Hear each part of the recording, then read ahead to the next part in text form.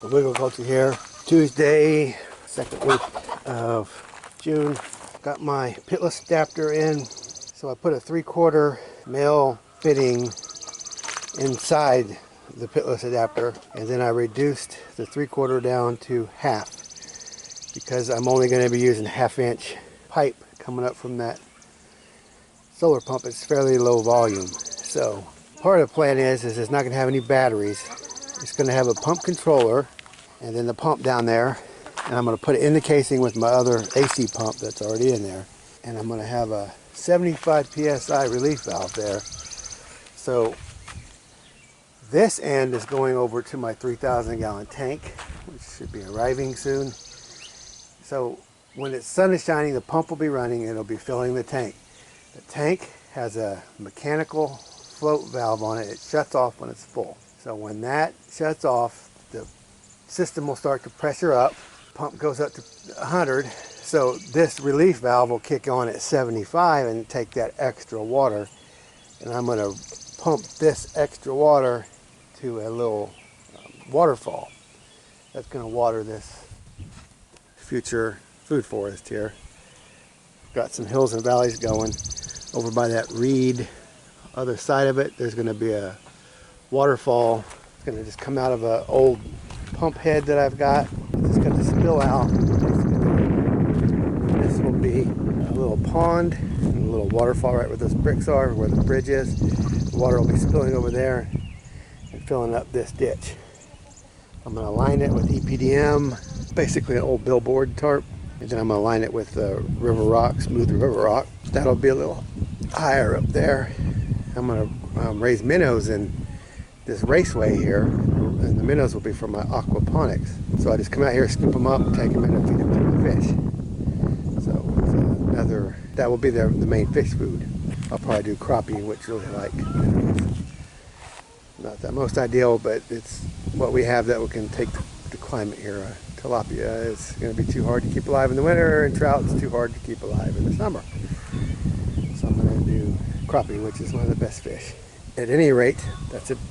I digress. That water will, that excess water from the pump that's always running will first fill my tank, and then it will fill the spillway, and then I'll have an overflow where it goes out and feeds the chickens. I'm not going to have the chickens all in here making a mess, or the ducks. This will all be food forest, and it will be shut off from the poultry and the other animals.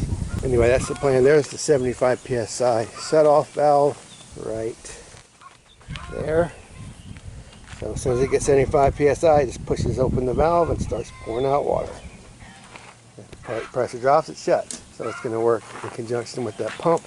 We won't be wasting any pump energy. It will constantly pump, which is better for a pump. This is shutting on and off. That's bad for it. Leaving it constantly running is the best plan. So sun shining, the pump will always be running, pumping water. There is no battery storage. I'm storing water instead of electricity, at least for this. It turns out this pump, it only takes a 250 watt panel. So that panel is 45 watt. It's only 180 watt, but it should be enough. If it's not, then I'll do something else. This is an old satellite dish pole. Then I had an old carport pole and I welded it right there. Don't look too closely. It's fairly straight. I couldn't quite get it where I exactly wanted it, but it's pretty close to straight. So I'm going to put a pipe, those half round or those round U-bolt.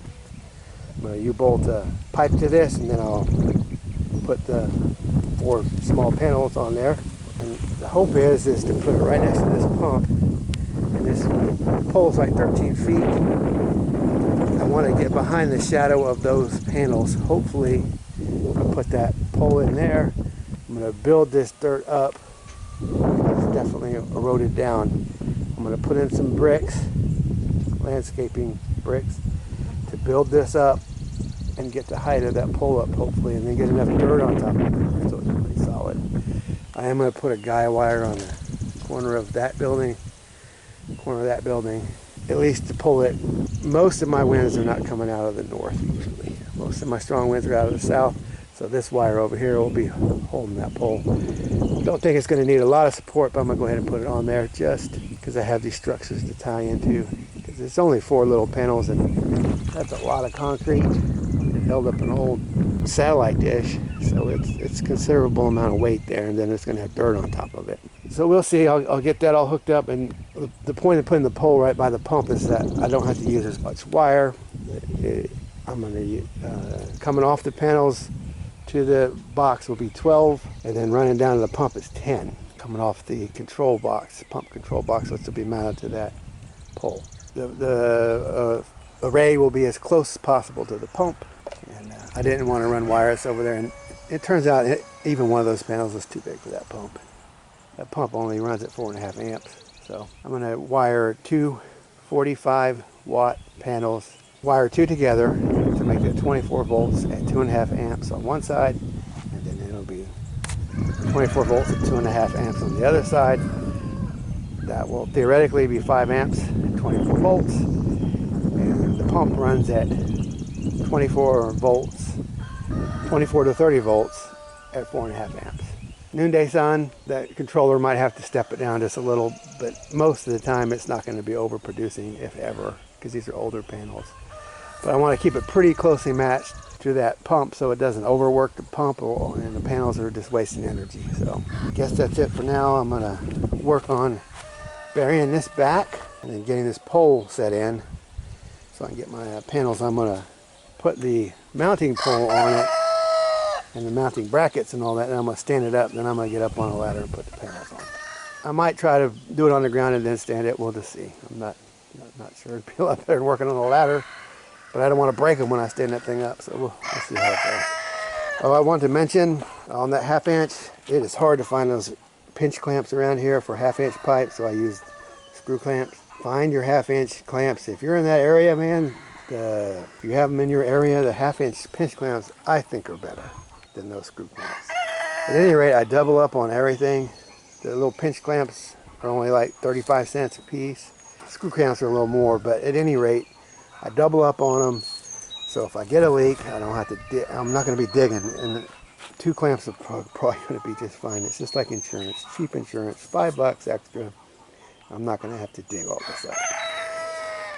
I also use that little butane torch to heat my pipe just a little bit. When I slide it on, it really helps. You don't have to fight it so much. You don't crack fittings when you're fighting it. So just a couple little tips. You can use an electric heat gun as well. If you use flame, just hit it for a second. You don't want to heat it up too much. And then let it cool down once you slide it on, and then put your clamps on. That way you're not distorting the pipe. This is going to get buried now, and I'm going to get my pole in, and I'll keep you updated. Interesting, I'm trying to put 2 pumps in this casing. My deep pump is at 93 feet, and I'm going to put this smaller DC pump, I'm going to put it at 50 feet. I bought 50 feet of wire, number 10 submersible pump wire, which is hard to find actually for 2-strand. I'm going to run as far as the wire will let me go down without cutting the wire. That's where I'm going to put my pipe. So I'll put the safety rope on and the wires and the pipe and just drop it until the wires tighten up. Then I'll look at my pitless adapter, see where my fitting needs to be. Then I'll pull it back up, put the fitting on, and then drop it back in. And hopefully, and I'll just leave a little bit of slack on the wire. Just not much, maybe a 6 to 12 inches of slack, just not pulling on it, because I want it hanging from the safety rope. And I'll get my tank wired up, plumbed up when it gets here, and then we'll turn this sucker on. Anyway, that's it for now.